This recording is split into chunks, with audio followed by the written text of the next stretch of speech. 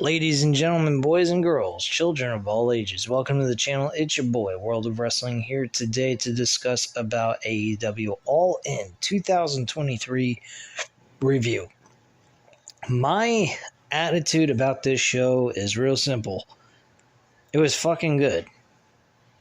The build may not have been as good as we all wanted it to be, but overall presentation, overall action that took place in this show was absolutely fucking amazing and impressive.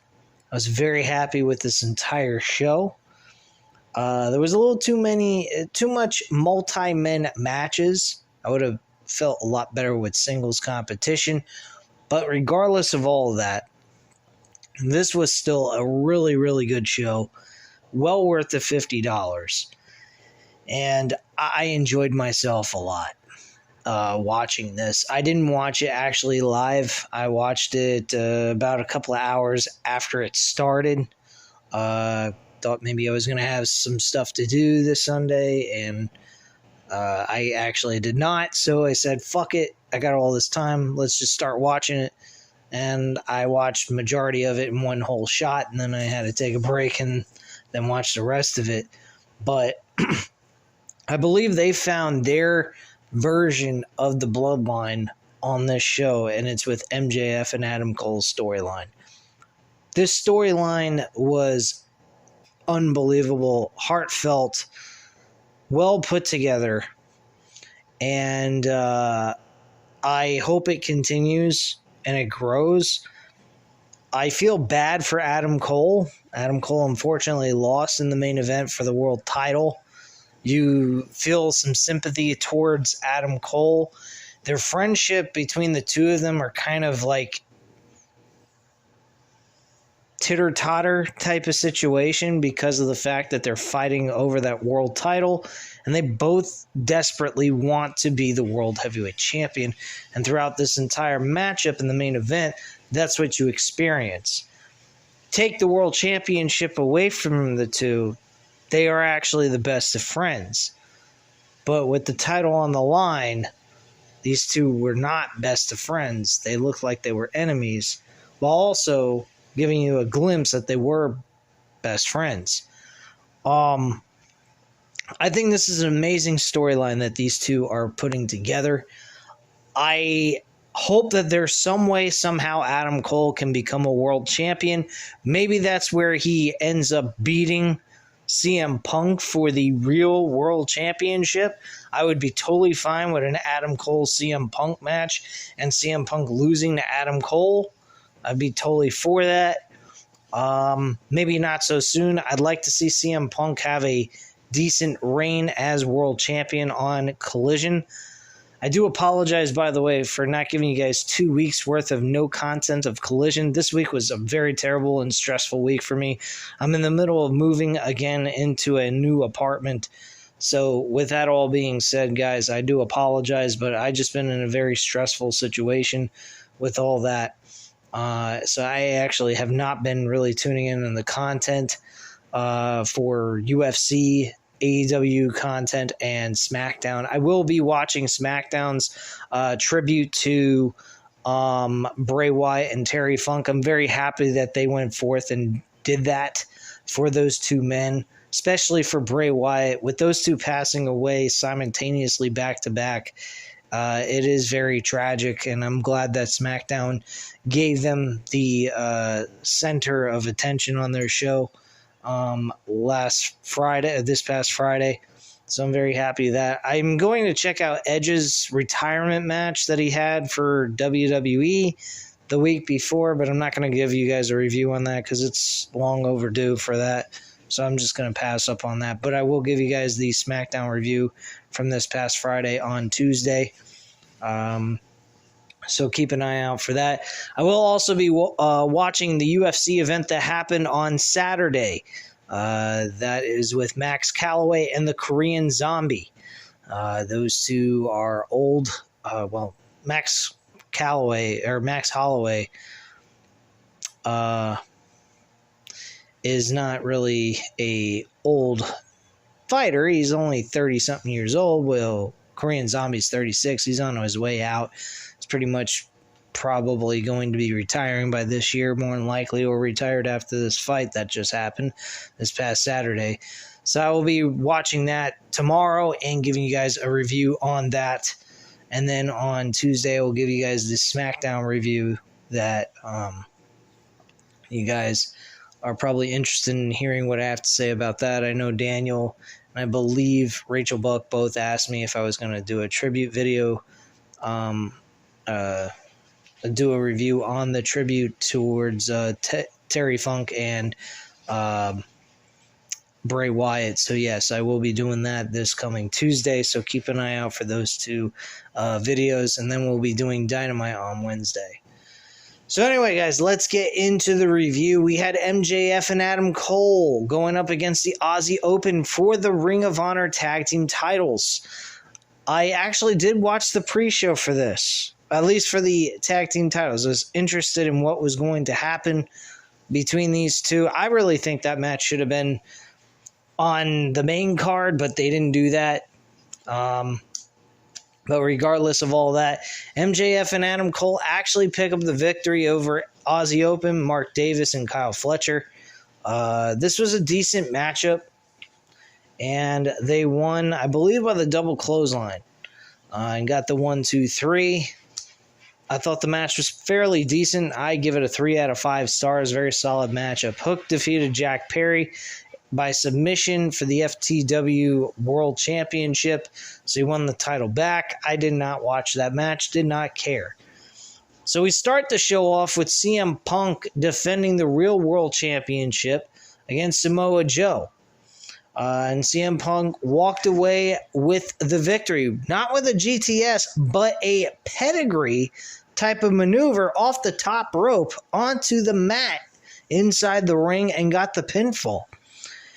This match was fairly decent. Good, a little opener, 14 minutes long. Not bad. I'd give it a 3.5 out of 5 stars. Very decent matchup overall. Then we had a 6-man tag team match with Kanishka Takeshita and the Bullet Club Gold with Juice Robinson and Jay White. They actually picked up the victory against the Golden Elite, Kota Ibushi, Kenny Omega, and Hangman Page. And Kenny Omega is the one that suffered the loss by Takeshita, getting a opportunity of a roll-up pinfall out of nowhere, surprising Kenny Omega, and getting the 1, 2, 3 for the victory. I thought this was a very, very entertaining 6-man tag team match. I'm going to give it a 4 out of 5 stars. Very fun matchup overall. The tag team titles, AEW World Tag Team titles were on the line. FTR, Dax Hardwood, and Cash Wheeler against the Young Bucks, Nick and Mac Jackson. This was their best encounter of all time. Between the 3 matches that they had, this was the best one. I enjoyed this very much. I'm giving it a 4 out of 5 stars as well. This was a fucking awesome matchup. Very close to call. At the end of the day, FTR pick up the victory and retain the tag team titles.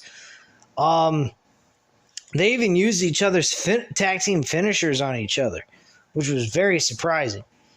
Very enjoyable match. Again, if this is a show you go back and you want to rewatch, that's a match you want to tune in for and watch all the way through. So I definitely, if I was to go back and watch the show again, I would definitely watch that. Most definitely.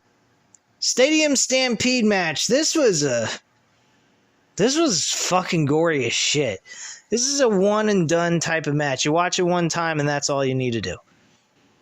If you watch it more than once, you're just wasting your time. I personally thought that this was an okay match, but it was like Anarchy in the Arena.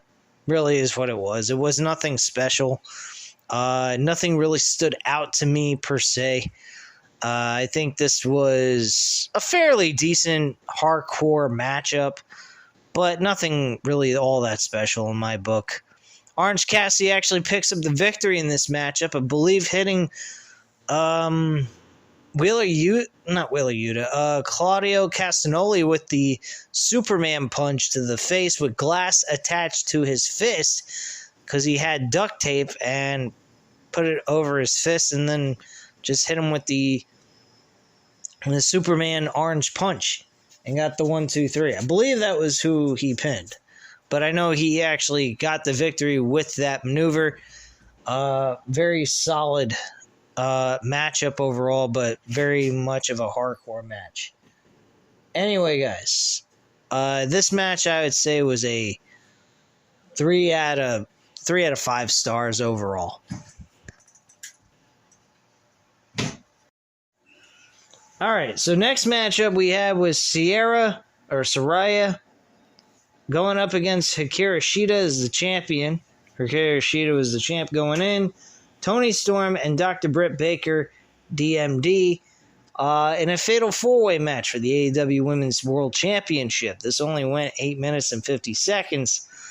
I give this a 3 out of 5 stars, and Saraya actually gets the victory here and becomes the new women's champion. She also comes out using the Queen song, "We Will Rock You," which I thought was kind of entertaining.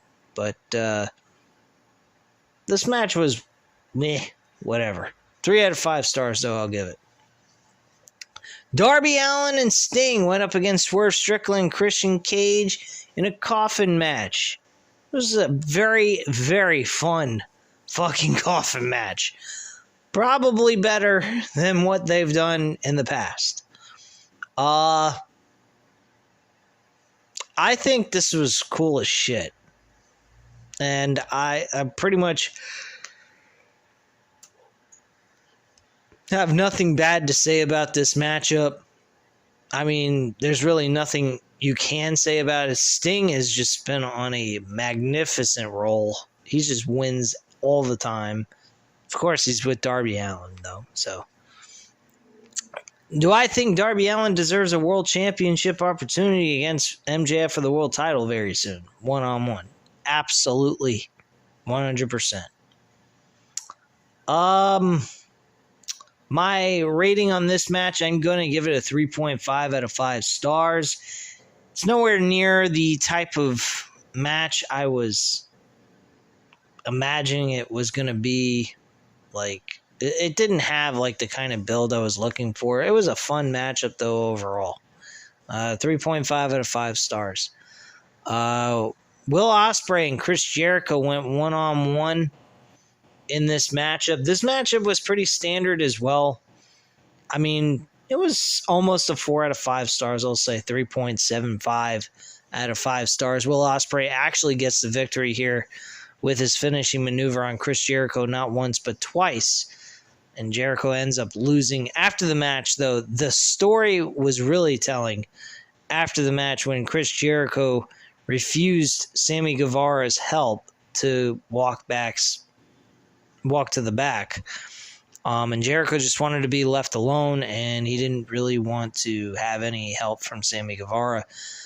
It looks like Chris Jericho might be doing a Dean Malenko type of storyline like Dean Malenko did in WCW back in 1998, which is kind of ironic because Chris Jericho had the same...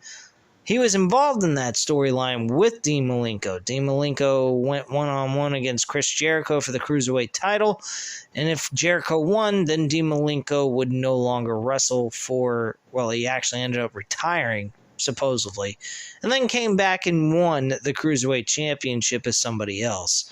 And then Jericho went on a conspiracy theory type of situation that he thought was going on within WCW. So it seems like we're kind of getting the same similar situation with Chris Jericho, where he might be considering retirement. He may not have been very happy with the loss. He's been on a losing streak as of late. He has really nothing going on with him. He's kind of on a downward spiral. So, in retrospect, you could do a storyline where Chris Jericho retires and then comes back to reinvent himself, possibly. I'm not sure. But it definitely looks like I'm considering retirement type of storyline based on the way Chris Jericho is acting towards Sammy Guevara in my book. Next, we had the House of Black defending the Trios Tag Team titles against The Acclaim and Billy Gunn. This was... whatever. Oh, yeah. Forgot. Oh, yeah. 3.75 out of 5 stars for Will Ospreay and Chris Jericho. This House of Black match, Trios Tag Team titles, it was whatever, really. I'd say 3 out of 5 stars, just to be generous. Nothing really special happened here. I particularly did not care. And, yeah. Billy Gunn and the Acclaim won this match. Sorry about that. Won this match. So, yippee-doo, I guess. Where they go from here, I don't know. House of Black's been with nothing going on storyline-wise. And the Acclaim winning the Trios Tag Team titles, okay. Where we go from here? Are we going to make the Trios Tag Team titles special? Because they haven't done shit with those belts since they came into Inception. So, go figure that one out. Anyway, the main event, MJF and Adam Cole, baby, for the World Heavyweight title. This was excellent. By far excellent. Now, the ending, I don't know so much about that being a great ending, but it was controversial. Roderick Strong got involved in this match. He tried to convince Adam Cole to go ahead and hit MJF with the belt. MJF came very close to doing so. Throughout this entire match, Adam Cole became more and more furious, seeming more caring towards winning the world title than his friendship with MJF, and was willing to do anything necessary to win the title. But when it came down to it, he cared more about the friendship than the championship because he wasn't willing to cheat to take it from his best friend. He'd rather win it clean. So he tried to do that, and MJF did a possum roll-up pinfall, held him very tightly, and got the 1, 2, 3. A lot of times throughout the match, though, they were really just kind of doing dirty tactics towards one another. MJF was very close to doing something dirty as well. He took the Dynamite Diamond ring out of his trunks and was going to put it on his ring finger and was about ready to hit him in the face with it. And then he said, "Nah, I shouldn't do this. This isn't right." So he put it back in his trunks and he left it alone. And same thing went for Adam Cole with the championship when the referee was knocked out. They also went ahead and did a double clothesline, ended up pinning each other 1, 2, 3 for a double countout, and the referee was about to call this a draw, but unfortunately, MJF said, "The hell with that. We ain't leaving until there's a fucking winner here in London Wembley Stadium." So the match continued, and then we ended up where there was a roll-up pinfall where he played possum and got the 1, 2, 3. And from there, after the match was a really more telling story towards this, and this was a 4.5 out of 5 stars match, by the way, guys. The more telling was the fact that Adam Cole was sitting in the corner very, very upset, and MJF was trying everything to calm him down. He was sorry for the fact that he didn't win the title, but he's still friends with him. Nothing's changing that. The fans still adore them both, and yada, yada, yada, and they're still champions holding the Ring of Honor Tag Team titles. He goes and grabs the Tag Team titles to show that they're still buds. Gives the championship to Adam Cole, and Adam Cole throws it on the ground. Then MJF gets really fucking pissed. He goes, "Are you fucking kidding me right now? You cared more. You weren't my real friend. You were just acting like you were my friend so you could get to the world championship and challenge me for this belt. If it means that much to you, here, take the fucking belt." And he threw it at him. I was very surprised by that too. I couldn't believe what the fuck I was witnessing. And then he turned his back around like Adam Cole did when they lost the opportunity to win the AEW Tag Team titles. And he said, "Go ahead, hit me with it. Do what you gotta do." And Adam Cole's holding the belt, and he's furious. Roderick Strong's on the apron, screaming at him, telling him, "Go ahead and hit him. He ain't your friend," yada, yada, yada. And Adam Cole looks at the belt, drops it, and says, "The hell with it." And MJF's surprised. He goes ahead and they hug it out, and that was it. And that's how they end the show. And Adam Cole and MJF remain good friends, despite the world title being in the middle of them, and only one can be the champion. So I think it was an excellent ending to the show. I think the match was great. And I think the way to end it afterwards was even better, because it really told a story after the match was over between where are we going with these two. And truthfully, this feels like a Bloodline type storyline like we got in WWE SmackDown with Roman Reigns and the Usos. And I think this is superb. I think they just need to have another big storyline. I think that storyline is with Chris Jericho and what he's doing with his losing streak. I think that is very telling where they're going to go with that. The rest of the show, it was there. They had a lot of good matches. The tag team titles, the AEW tag team titles match was fucking unbelievable. Great story there between those two. They have a history of matches with each other, so it's strictly about competition and dislike towards each other personally. But overall, this was a fucking awesome show. Well worth $50. And I enjoyed every bit of it. There's a few matches I'd skip if I went back and watched it. Probably about 3 matches. The Stadium Stampede match, don't particularly care for that. The Fatal 4-Way Women's Championship match, not a big deal. And the Trios Tag Team Titles match, don't give 2 flying fucks about. Other than those 3 matches, everything else is well worth watching to go back and watch, personally. So this was a very, very entertaining show. And I don't have too many complaints about it. I think this was very successful as well. And very impressive by AEW and what they accomplished here. They got a lot to look forward to, and I think that they have a future in pro wrestling. So kudos to them, and can't wait to see what happens here in Dynamite and see what goes on next with MJF and Adam Cole and with Chris Jericho, because that's actually another intriguing story I'm interested in.